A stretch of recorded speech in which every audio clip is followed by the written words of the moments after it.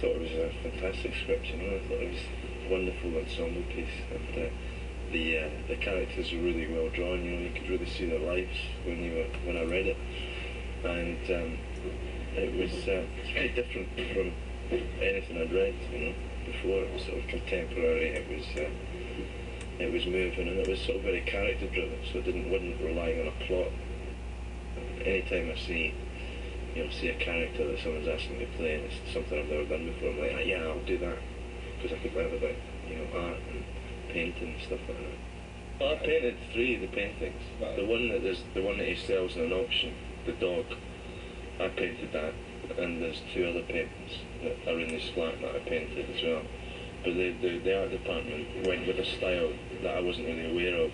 Okay, I wouldn't have been able to paint that, but what I did do was I copied Egon Schiele and Modigliani, 2 of their paintings, and then for the dog, the red setter, I decided to paint it in the style of Modigliani, and it sort of looks like a Modigliani, as if Modigliani would paint the dog. It's got the eye, the same sort of eye, and it's got the elongated body, and it's got the same sort of colours, you know. And I just learned to paint. I went to an art teacher and he taught me how to paint. He's a great warrior, Fairfax, who I play. He was a general of the Parliamentarian Army, and he really was the creator of the new model army, as opposed to Oliver Cromwell, who everybody thinks created the new model army.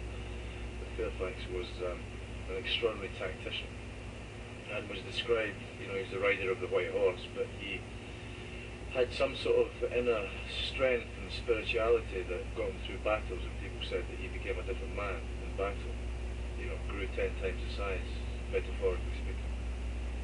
So he's quite an extraordinary man.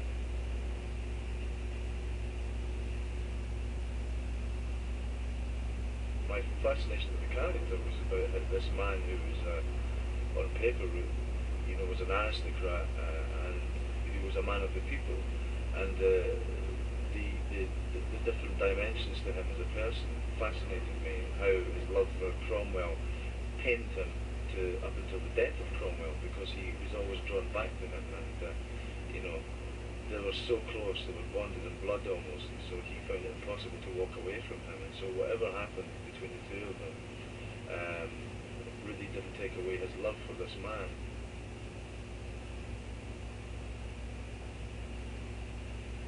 It's an incredibly difficult character to play, because on the one hand you've got to be a leader of men, but you've got to be tough, and he's got to be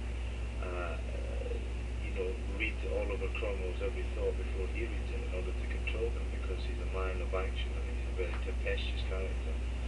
And so it was really about the relationship between Cromwell and Fairfax, because there's so much known about Cromwell but very little about Fairfax. Really, that's what intrigued me about the character.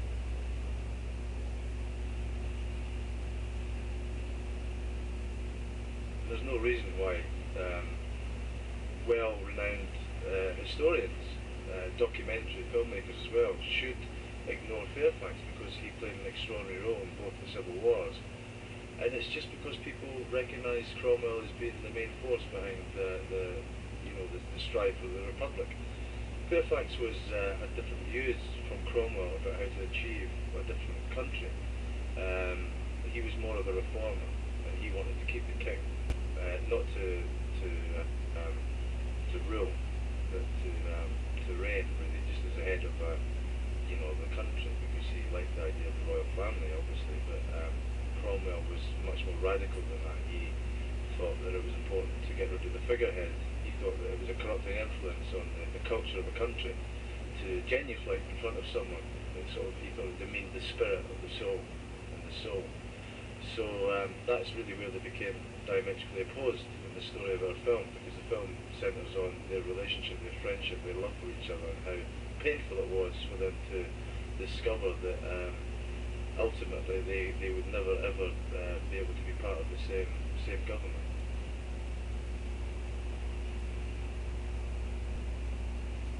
Cromwell, is very much aware of Anne's connection to her father and her royalist upbringing, and doesn't trust her, and Fairfax is caught in the middle, one of his friends on one side and his wife on the other side, who ultimately he has to be most loyal to.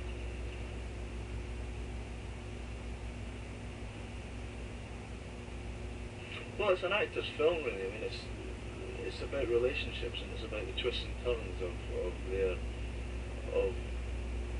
of their relationship, and it's not a scene about battles and about the Civil War. It happens after the Civil War, so you concentrate on the characters and their story, and it's quite interesting and unique to do a film about the Civil War, which really centres on the relationship between four people really, because you have the king, who is very much featured at the beginning before he is beheaded.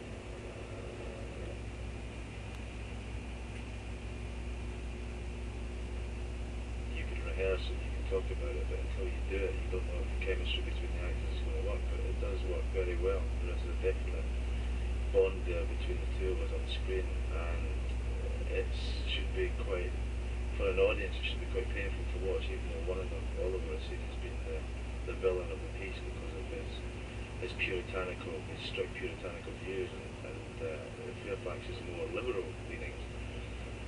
It's something that should hold. It's like an elastic band that stretches to the breaking point and comes back together again, and ultimately it kind of breaks. But even when it breaks, there's still some thin thread of connection there between the two of them, and it's something that is worked, I hope.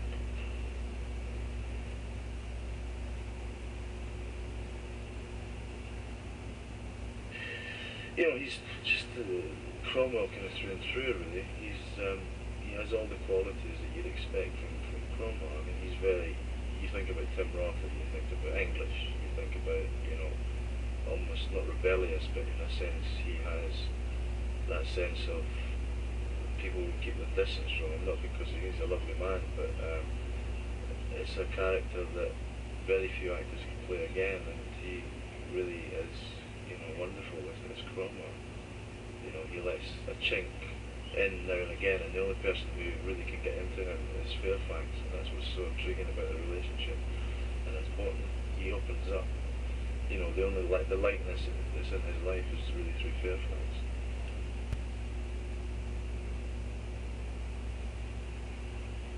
I think she's fantastic. I mean, she's wonderful. She's got a great, wonderful.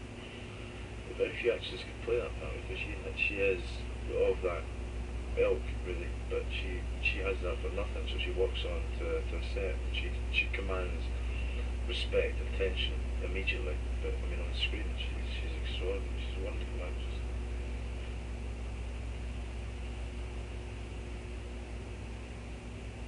Mike's an extraordinary director. He's one of my favourite directors. I've known Mike for years, and I really wanted Mike to do this, and I thought we both wanted to do this together.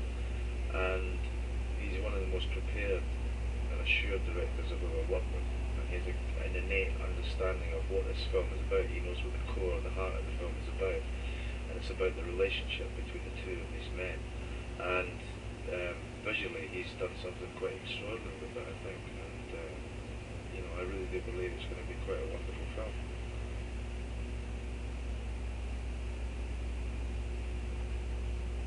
It's historical in the sense that obviously it's set here, but it's very relevant about power, corruption, about what goes on behind the scenes, and what you're told and what the actuality is of any situation in government, politically, culturally, and the difficulties of change at any point of history, or present, or in the future.